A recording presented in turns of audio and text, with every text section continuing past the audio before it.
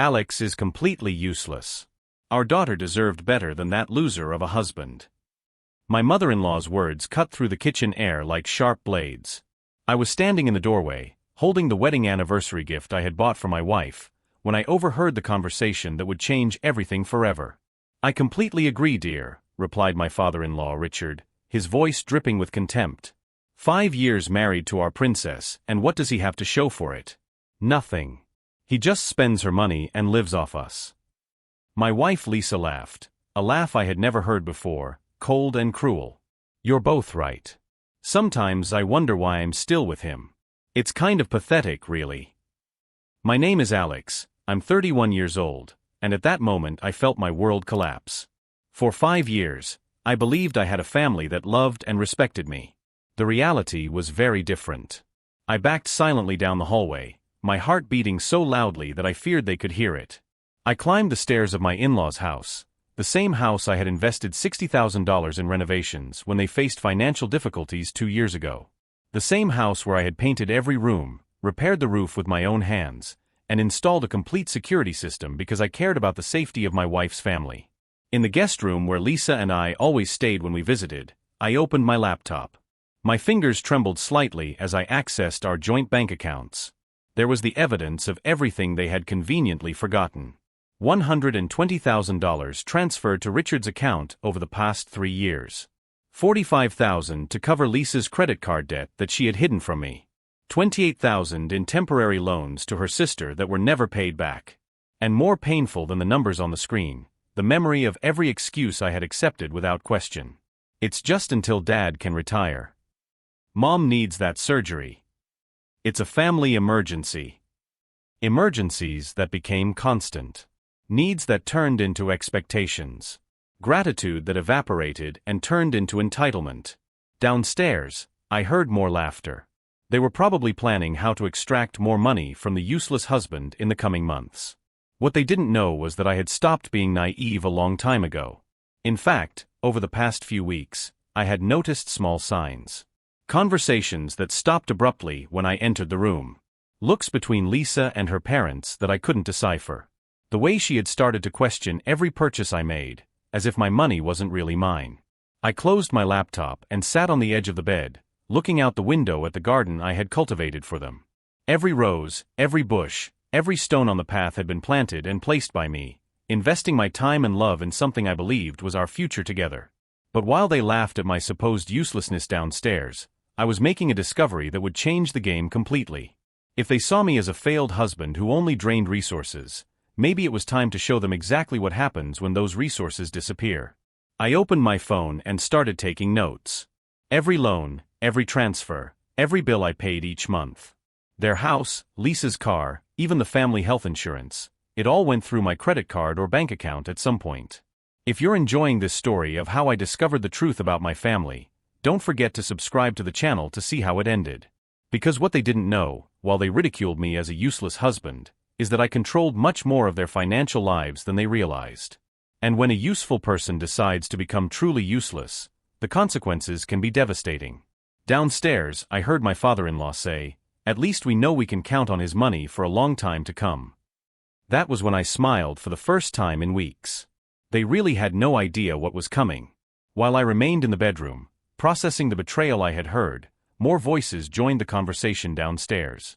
Lisa's younger sister, Jennifer, had arrived with her husband Tom. "Where's Alex?" Jennifer asked, and I could hear the disdain in her voice even through the floor. "He's upstairs, probably messing around on the computer like always," Lisa replied. "You know how he is. Antisocial, always pretending to be working on something important." Tom laughed loudly. "Important? The guy doesn't even have a real job. He messes around with some freelance websites, earning peanuts, while Lisa supports the household."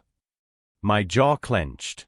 Over the past 2 years, my digital consulting company had earned over $400,000. I had deliberately kept a low profile about my financial success, preferring to invest discreetly in my family's well-being rather than brag about it. "And the worst part," continued my mother-in-law Helen, "is that he acts like he's being generous with our money. As if he's doing us a favor." Our money. The words echoed in my mind like a slap in the face. Richard laughed bitterly. Remember when he generously paid for the kitchen renovation? He acted like he was some kind of benefactor. $40,000 to impress his wife, but it actually came out of her pocket. That statement sent a chill down my spine. The money had come out of my business account, transferred directly to the contractor. I had all the receipts, all the invoices filed meticulously in my home office. How could they rewrite reality so blatantly? And what about the time he paid for Helen's trip to visit her sister in Portland? Lisa added. $3,000 for a plane ticket and a hotel, as if it were nothing. Just to show up. My memory of that situation was completely different. Helen had called me in tears, saying her sister was sick and she couldn't afford to travel. I had offered to pay for everything without her even asking, out of compassion. Now I discovered that my generosity was seen as showing off. Alex has always been kind of weird, said Jennifer. Ever since they started dating in college. Remember how quiet he was at family gatherings? He always seemed like he thought he was better than everyone else. Tom agreed, exactly. That superior attitude, like he was analyzing everyone. I never liked him. Lisa deserved someone more normal. I closed my eyes, remembering those first family gatherings. I wasn't quiet because I thought I was superior. I was quiet because I was naturally introverted and was trying to adapt to a family dynamic that was very different from my own. My parents had died in an accident when I was 23, and I had grown up being raised by my grandmother, a quiet, introspective woman. Lisa's family was loud, opinionated, always talking over each other. I thought I was being respectful by listening more and talking less. Now I realized they had interpreted my respect as arrogance. And then there's the thing with Lisa's car, Richard said. He bought her that used BMW for $50,000 as if it were some kind of prize for her. As if she needed his approval to have nice things. Another distortion of reality. Lisa had fallen in love with that particular car at a dealership when we were just out looking. She had mentioned it several times over the course of weeks, but always followed it with, "But it's too expensive, we don't need to spend that much." I had worked overtime for 2 months, taken on extra projects so I could give her that birthday present. Downstairs, Lisa sighed dramatically. You don't know what it's like to live with someone who is always keeping score of every favor. He writes everything down, remembers everything, as if he expects eternal gratitude for every gesture. I didn't write things down because I expected gratitude. I wrote things down because I learned at a young age the importance of financial organization. After my parents died, I discovered they had huge debts I didn't even know existed. I promised myself I would never be caught off guard financially again. And did you see how he reacted when his father lost his job? Lisa continued. He offered financial help the same day, as if he were some kind of savior. He can't let people solve their own problems. Richard had been laid off from the company where he had worked for 15 years. When Lisa told me, in tears, that her parents didn't know how they were going to pay the mortgage, I immediately offered to cover the payments until he found another job. I thought I was being supportive of my wife's family. For the next 8 months, I transferred $2,200 into their account every month. When Richard finally got another job, we never mentioned it again. He never offered to pay me back, and I never asked, assuming it was my contribution to the family's well-being. The thing is, he never lets us forget, Helen said. He's always so condescending, as if he's our personal benefactor. Tom laughed. The guy doesn't even have a personality of his own. He agrees with everything Lisa says, never has an opinion about anything. It's kind of pathetic, actually. This was particularly painful because it wasn't true. I had strong opinions about many things, but I had learned early in the relationship that publicly disagreeing with Lisa resulted in embarrassing fights in front of the family. So I chose my battles, opting for family harmony over constant confrontation. Remember the time we tried to convince Lisa to take that trip to Europe with her friends? Jennifer said. He got all weird, asking questions about money and schedules. Like she needed his permission. I remembered that conversation. Lisa had mentioned that she wanted to travel with her friends, but when I asked about the details, dates, budget, places they planned to visit, it was because I wanted to help organize and maybe plan something special for when she got back. Apparently, my interest was interpreted as possessive control. The conversation went on for another 20 minutes, each family member contributing his or her own distorted version of my gestures of affection and generosity. Every act of love had been reinterpreted as manipulation. Every gesture of financial support had become showmanship. Every moment of quiet had turned into arrogance. When I finally heard chairs being moved and plates being cleared, indicating that lunch was over, I had made up my mind. If they saw me as a useless husband who only drained their resources, then it was time to show them exactly what their life would be like without those resources. I opened my laptop again and started making a detailed list. Not just of the loans and transfers I had made, but of all the monthly bills that came out of my accounts to benefit the extended family. The $1,800 a month family health insurance plan that covered Lisa, her parents, and Jennifer. Lisa's car payment. Her gym membership. Netflix Premium, Spotify, Amazon Prime, all coming out of my accounts for years. But more important than the monthly expenses were the long-term investments. My in-laws' house had an $80,000 second mortgage that I had taken on when Richard fell on hard times. Jennifer's car had been financed through my credit because hers was compromised. As I systematically cataloged every area where my uselessness had sustained their comfortable lives, I heard footsteps on the stairs. Lisa appeared in the bedroom doorway, smiling as if nothing had happened. "Honey, sorry I took so long. You know how my family likes to talk. Shall we go downstairs? Mom made that dessert you like." I looked at her, really looked at her. The woman I had married 5 years ago, who had just spent an hour ridiculing me to her family. Her smile was perfect, practiced, completely fake. "Sure," I replied calmly, closing my laptop. It would be a shame to waste dessert. As we walked downstairs together, she chattered about the family's plans for the weekend, about the promotion Jennifer had gotten at work, about how excited her parents were about the backyard renovation they wanted to do. What Lisa didn't know, as she happily talked about future renovations financed by my uselessness, was that I had already begun executing the first part of my plan. During the 20 minutes I spent in my room, I didn't just take notes. I also canceled the family health insurance that would be automatically renewed on Monday. It was a small, almost imperceptible beginning. But like any good plan, this one would start with subtle changes they wouldn't even notice at first. And by the time they finally realized what was happening, it would be too late to turn back. Dessert was served with fake smiles and empty compliments. As I savored the lemon tart, I observed each family member with new eyes.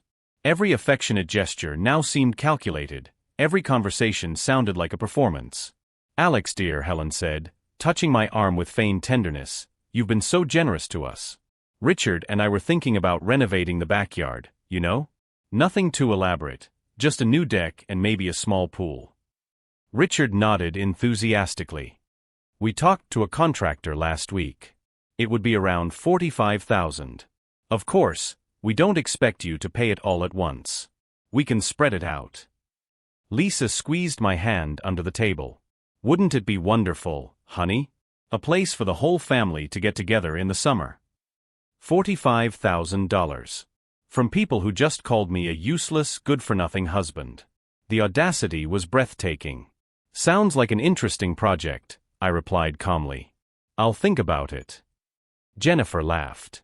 "You always say that, Alex. I'll think about it. As if it were some complex business decision. It's just a swimming pool." "That's true," Tom agreed.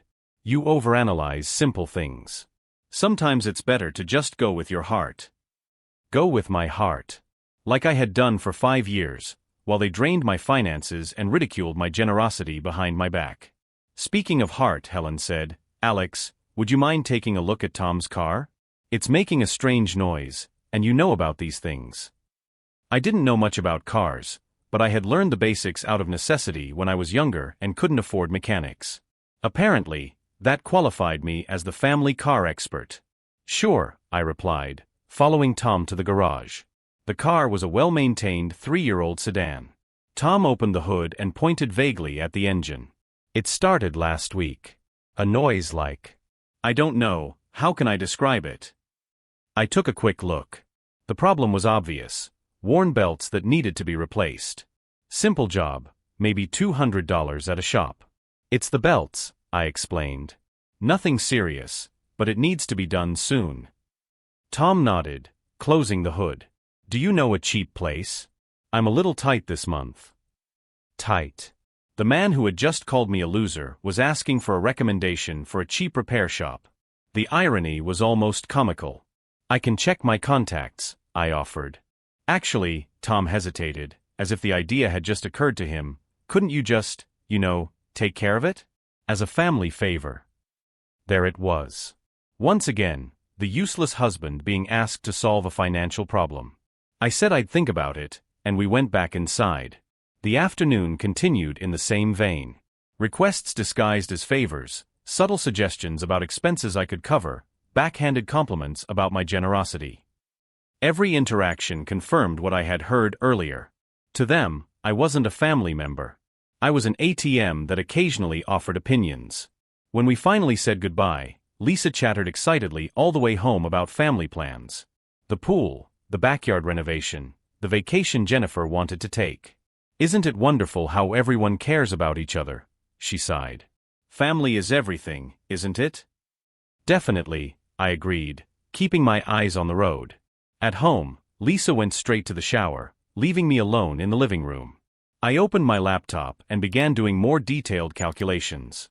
Over the past 3 years, I had transferred or loaned $196,000 to various members of Lisa's family. $196,000 that had never been mentioned as loans, never had repayment deadlines, never generated even a genuine thank you. But more revealing than the numbers were the patterns. Each request was preceded by weeks of emotional conditioning. Comments about my professional fortunes. Remarks about how the family was struggling. Compliments about my generous nature. I had interpreted this as family affection. Now I realized it was systematic manipulation. My phone buzzed with a message from Richard. "Alex, thanks for the wonderful afternoon. Helen is already researching contractors for the pool. How lucky Lisa is to have such a helpful husband." Helpful. Not loving, not intelligent, not successful. Helpful. Like an efficient employee. That night, while Lisa slept beside me, I lay awake making mental lists. Not just of the financial expenses, but of all the small sacrifices I had made to maintain family harmony. The opinions I swallowed to avoid conflict. The weekend spent on home projects for her family, while neglecting my own interests. The jokes at my expense that I had tolerated in the name of getting along. Every memory now had a new interpretation. It wasn't family love, it was consented exploitation. Around 3 in the morning, I made a decision that would change everything. If they saw me as a resource to be exploited rather than a person to be respected, then it was time to show them exactly what happens when that resource suddenly runs dry.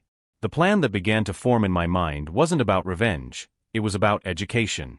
They needed to learn the real value of the things they took for granted. And I would be the most effective teacher they ever had. On Monday, I would start implementing subtle changes that they wouldn't even notice at first. Changes that would become more and more obvious as the week progressed. Because if there's one thing I've learned from building my company from the ground up, it's that people only value what they can lose. And they were about to find out exactly how much they could lose. On Monday morning, while Lisa was getting ready for work, I called David Martinez, my personal accountant for 8 years. "Alex, good to hear from you. How can I help?" "David, I need urgent advice on personal asset structuring. Can I stop by your office today?" 2 hours later, I was sitting in his conference room with stacks of documents spread out on the mahogany table. "Interesting," David muttered, reviewing the financial records. "You have a very clear pattern of undocumented transfers to third parties here. From a tax standpoint, that could be problematic." "What do you mean?" "Well, technically, any transfer over $15,000 per year to an individual must be reported as a gift. You transferred $196,000 over 3 years to," he checked his notes, "6 different people in your wife's family." I felt a chill in my stomach. What if I didn't report it? "You're subject to significant IRS penalties. But there is a solution." David smiled. "We can retroactively reclassify these transfers as low or zero interest loans. That would require proper documentation and establishing payment schedules." The first piece of the puzzle had fallen into place. "Get all the necessary documentation ready, David. I want everything legalized by the end of the week." Back home, I found 3 missed messages on my phone. Richard, Helen, and Jennifer, all with different urgent matters that coincidentally involved money. Richard called first. Alex, son, I spoke to the contractor this morning. He can start on the pool next week, but he needs 50% down. Can you transfer the $22,500 today? Sure, Richard. I just need to get some paperwork in order first. Tax stuff, you know. Oh, sure. You've always been so meticulous with these things. Meticulous. The word echoed in my mind as Helen called next. Alex, honey, I need a little favor. The car broke down and the repair shop wants $4,200 up front to start the repairs. You know how tight we are this month. No problem, Helen. I'll take care of it today. Jennifer was third. Alex, sorry to bother you, but remember I mentioned wanting to take that graphic design course? I got a partial scholarship, but I still need $8,900. Do you think you could? Consider it done, Jennifer. 3 requests, totaling over $35,000. In a single day. From people who called me useless behind my back. As I cataloged these new emergencies, my phone rang with an unexpected call. Alex? This is Michael Robertson from Robertson and Associates. Michael was the family lawyer for years, one of the connections I had provided when Richard ran into labor issues. Michael, what a surprise. How can I help? Actually, I wanted to ask you a question. I got a strange call from Richard today.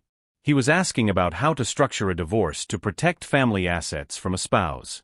He specifically mentioned your name. The blood drained from my face. He said that. Not directly, but it was pretty clear he was talking about you and Lisa. I thought you should know. After hanging up, I sat in silence for 10 minutes. They weren't just exploiting me financially, they were actively planning to cut me out of the equation.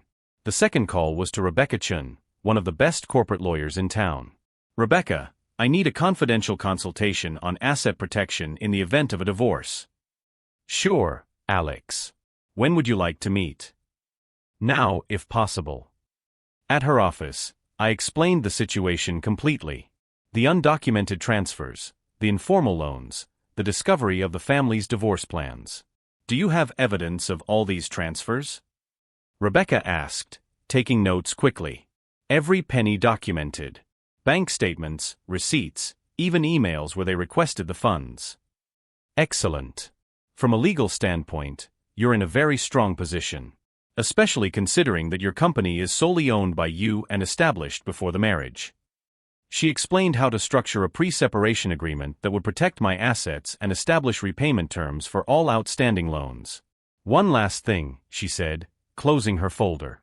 If they're planning a divorce to protect family assets, they've probably already moved money to accounts you don't know about. You should look into that. If you're following this incredible story of discovery and strategic planning, subscribe to the channel to see how Alex turns this game around completely. On Wednesday, I hired a private investigator, Jake Morrison, a former police detective specializing in financial fraud. I want a full report on my wife's and in-laws' financial activities over the last 6 months, I explained, handing him a list of all the relevant names and information. Looking for anything specific? Unusual transactions, accounts I don't know about, anything that suggests they're hiding assets. Jake smiled. This kind of case is more common than you think. I'll have preliminary information in 48 hours. While waiting for the report, I began implementing subtle changes to test her reactions. First, I forgot to renew our Netflix premium plan. Lisa complained at dinner. Honey, Netflix isn't working right. It looks like it downgraded to the basic plan. Oh, it must be a system error. I'll check it out. But I didn't check. I wanted to see how long it would take her to notice other similar errors. 2 days later, I accidentally let her gym membership card expire without renewing it.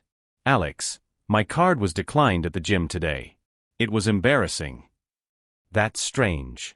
It must be a problem with the bank. I'll call them tomorrow. Again, I didn't call. On Thursday, Jake handed me a 15-page report that changed everything. Your wife has opened 3 bank accounts at different banks in the last 4 months, he explained, pointing to photocopied documents. Total deposited, $87,000. Where did that money come from? Mostly from a joint account you have at First National. Small weekly transfers of $2,000 to $3,000. Probably so it wouldn't attract attention. The report also showed that Richard had transferred the deed to the house to Helen's name, and that Jennifer had bought a new car for $40,000, paid in cash. They've been preparing for a divorce for months, Jake concluded. Moving assets, creating legal separation of property, building a case that you're financially dependent on them. That night, Lisa came home with gifts. An expensive shirt for me, French perfume for her, and a $200 bottle of wine. I thought we'd celebrate our life together, she said, kissing me with more passion than she'd shown in months. As she prepared dinner, chattering happily about weekend plans, I watched a carefully orchestrated performance.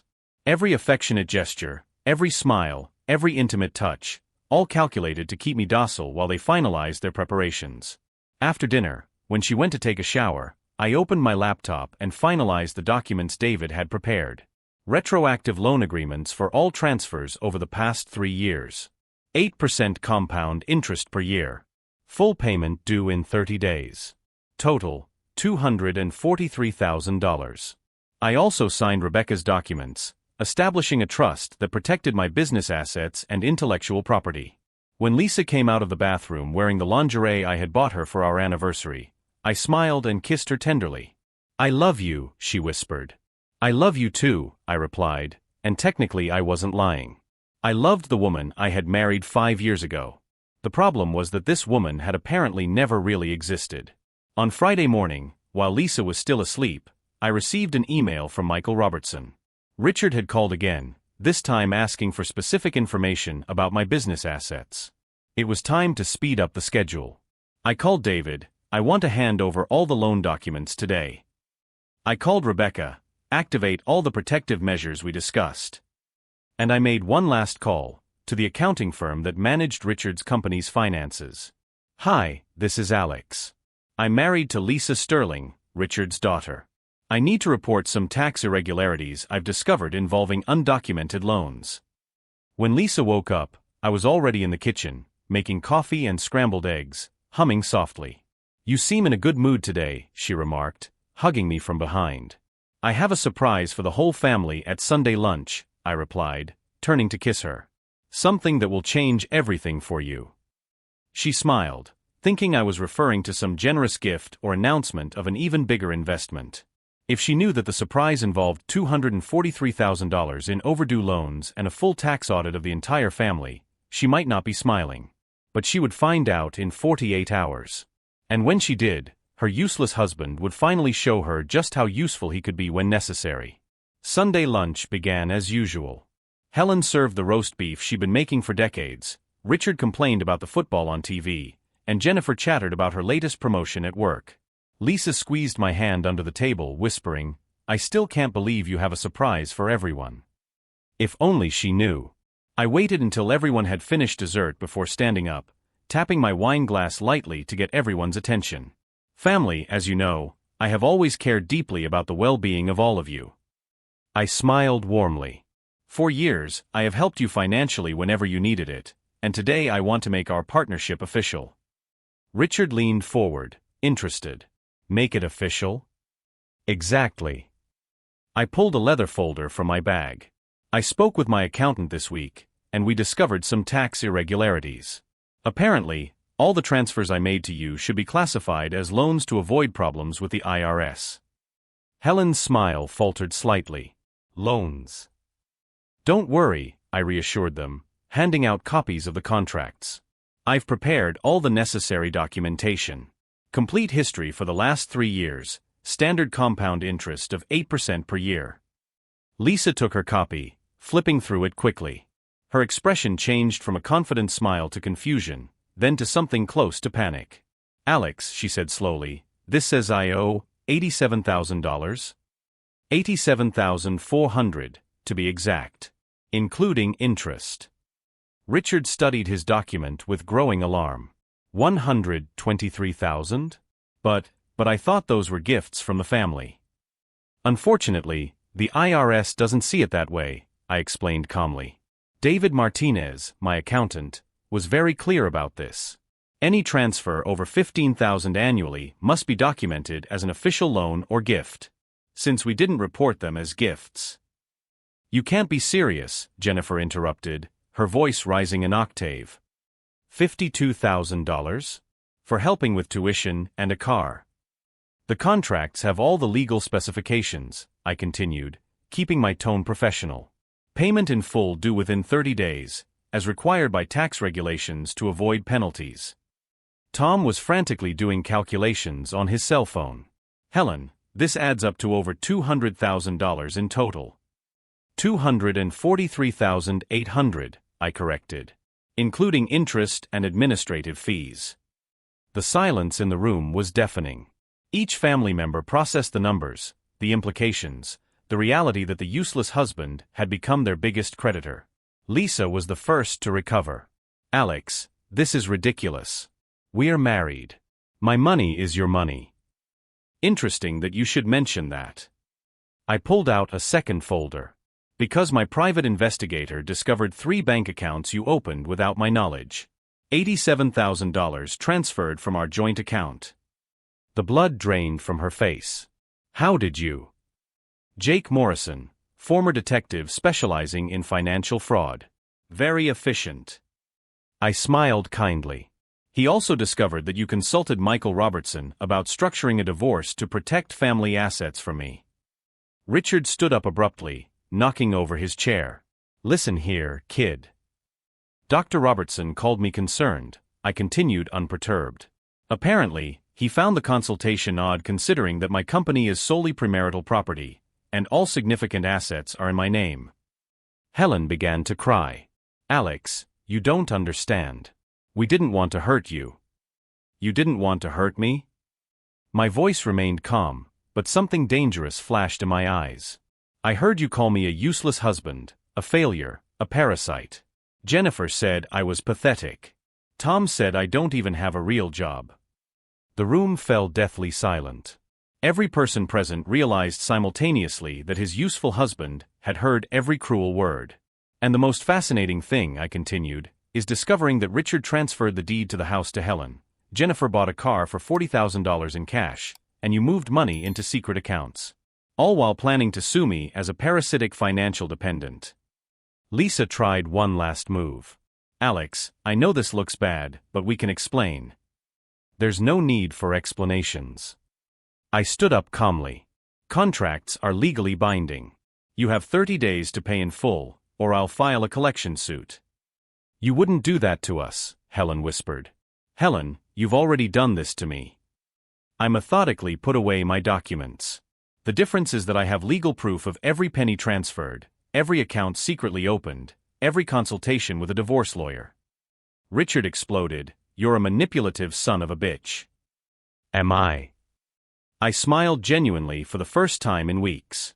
Because I have a recording of every conversation from last Sunday. Including Lisa agreeing that I'm kind of pathetic, and you discussing how to drain more money from your failed husband. I pulled out my phone and played the recording for a few seconds. Their voices filled the room, mocking and conspiring. How did you? Lisa was shaking. The recording app activated when I heard the first words. 53 minutes of evidence of financial conspiracy and fraudulent divorce planning. Jennifer began to sob. We had no idea you were listening. Of course you didn't. You were too busy planning how to more thoroughly exploit your useless husband over the next few months. I walked toward the door, pausing for one last remark. Oh, and Richard? I reported your tax irregularities related to the undocumented loans. The IRS should be contacting you this week for a full audit. The last thing I saw before I left was Richard slumping back into his chair, Helen crying uncontrollably, and Lisa staring at the contracts as if they were death sentences. Outside, I breathed in the fresh air and smiled. The useless husband had just become the most expensive problem in their lives. And the real panic hadn't even begun. 3 months later, I was sitting in my new downtown apartment office, reviewing my company's financial reports when Rebecca called. Alex, I have some interesting news about your ex-in-laws, she said, and I could hear the smile in her voice. Richard had to sell the house to cover the IRS fines. Helen is living with her sister in Portland. And Jennifer, well, she lost her job when the company found out about the irregularities in her car financing. And Lisa. Oh, that's the best part. She's been to 3 different lawyers trying to contest the divorce. They all said the same thing. Considering the evidence of financial fraud and malicious divorce planning, she's lucky she's not facing criminal charges. After hanging up, I looked out the window on the 23rd floor. The view of the city was spectacular, but more important was what that view represented. Total independence.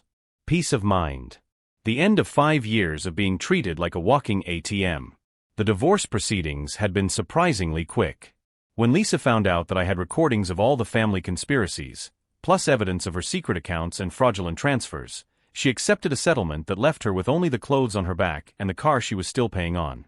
The company had flourished since I eliminated the distraction of constant family emergencies. Without monthly transfers of thousands of dollars to cover the irresponsibilities of ungrateful relatives, my cash flow had completely stabilized. But the real satisfaction didn't come from financial success. It came from discovering who I really was when I wasn't constantly trying to prove my worth to people who never valued me. My phone buzzed with a message from Jake, the investigator. "Did you see the news? Richard's been indicted for tax evasion." Apparently, the irregularities ran much deeper than we imagined. I smiled, but not cruelly. Richard had dug his own grave long before I appeared on the scene. I merely provided the tools for the authorities to find what he had buried. David Martinez showed up at my door at 2 in the afternoon carrying a bottle of champagne and a huge smile. "Alex, my friend, you are officially one of my favorite case studies," he announced, placing the bottle on the table. "The restructuring of your assets was a model of defensive financial planning. His profits are up 42% since we eliminated the family bloodletting."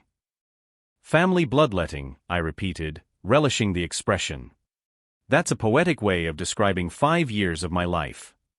"And best of all," David continued, "you did it all completely legally. No court in the country would convict a man for collecting legitimate loans or protecting his assets from marital fraud." That evening, I dined alone at a restaurant Lisa had always dismissed as too pretentious. The irony was not lost on me. Without her constant judgment, I had rediscovered the pleasure of enjoying fine things simply because I enjoyed them. The waiter, a young man named Marcus, casually mentioned that he was studying business and dreamed of starting his own company. "What field?" I asked, genuinely interested. "Sustainable consulting for small businesses. Helping family-owned companies modernize without losing their identity." We talked for 20 minutes about his plans, and when I left my card along with a generous tip. "If you need mentoring or seed money, let me know." It was strange how real generosity worked.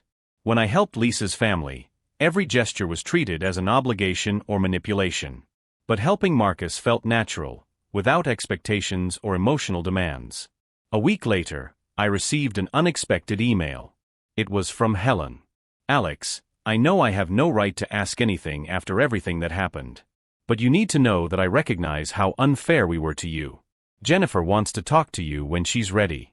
Not to ask for money or favors, but to truly apologize. You didn't deserve any of what we did." Reading that email didn't bring the vindictive satisfaction I had expected. It brought something deeper, confirmation that my decision had been the right one.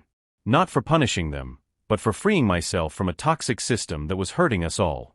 I simply replied, "Helen, I appreciate your words. I hope you all find a healthier way to relate to the people you love." At the end of that month, Lisa tried one last move. She showed up at my building wearing the dress I had bought her for our last wedding anniversary, with tears in her eyes and a speech prepared about second chances. "Alex, I've made terrible mistakes, but I still love you. Can we try again? I can change." I looked at her, really looked at her. The woman who had conspired to rob me while pretending to love me. The person who had laughed at my supposed uselessness while living off my work. "Lisa," I said calmly, "I don't doubt that you feel regret now. But regret for the consequences is not the same as regret for the actions. You're only here because your plan failed, not because you recognize that you were wrong." She tried to argue, but I was already closing the door. 6 months later, I was giving a talk on defensive financial planning at a business conference when I saw a familiar face in the audience. Tom, my ex-brother-in-law, was sitting in the back row, furiously taking notes. After the presentation, he approached me with a humble expression. "Alex, I know I have no right to talk to you, but could you give me some advice? I'm trying to rebuild my finances after everything. For a moment, I considered ignoring him. But then I realized something interesting. Tom wasn't asking for money or favors. He was asking for knowledge. He wanted to learn how to fish, not be given fish. We talked for an hour about budgeting, investing, and long-term planning. When he left, he genuinely thanked me for the time I had spent helping him. That interaction taught me something fundamental: the difference between people who want to be saved and people who want to save themselves. Tom had chosen to grow through adversity. The rest of his family had chosen to blame others for their difficulties.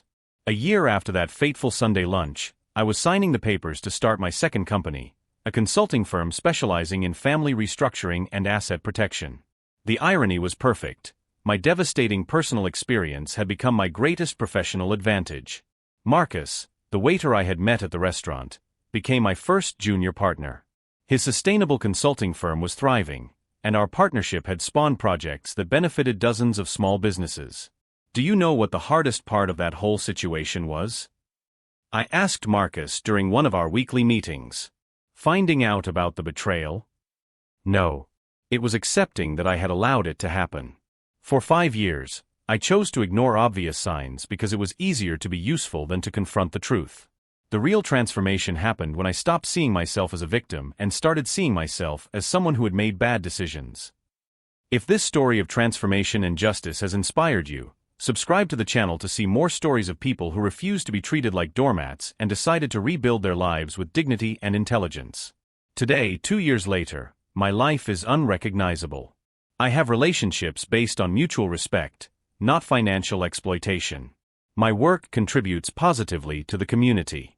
Most importantly, I wake up every day knowing exactly how much I am worth, without needing anyone else's validation. Richard is still dealing with tax issues. Helen found work in Portland and, from what I hear, is learning to live within her means. Jennifer is rebuilding her career with more humility. And Lisa? Lisa finally learned the difference between being loved and being useful. As for me, I learned that the most powerful revenge isn't destroying those who hurt you, but building a life so full that their betrayal becomes irrelevant. The last time I thought about them was when I received Marcus's wedding invitation. He had found a partner who genuinely supported him, and together they were building something beautiful and sustainable.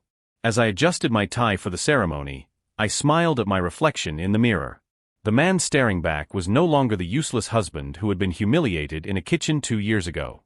He was someone who had learned that true value isn't measured by how much you give, but by how much respect you demand in return.